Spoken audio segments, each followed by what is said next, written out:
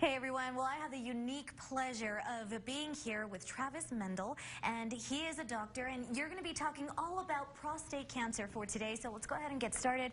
My first question is, what is it and how can it be treated?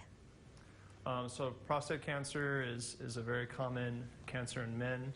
At least if you look it up online, it's 1 out of 9, 1 out of 8 of men will be diagnosed at some point in their lifetime with prostate cancer.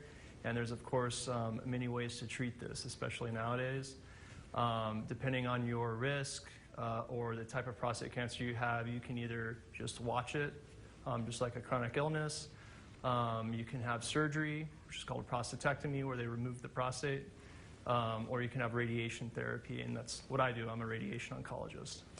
Incredible. And there's so many treatments out there, and one of them that I was reading about is space OAR hydrogel. What is that and how is it beneficial to men? So when we treat the prostate with radiation therapy, we treat the entire prostate.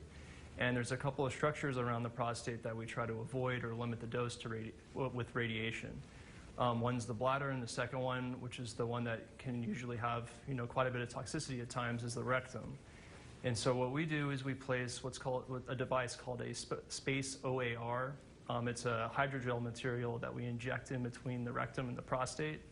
And this pushes the rectum away from the high dose of the radiation. So if you push the rectum away from the prostate, then it gets less dose.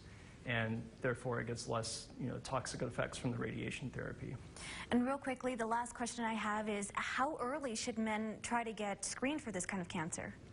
So this is a common question, and I think it's a kind of an evolving situation, and depends on the provider, if they're a urologist, if they're a family care doctor.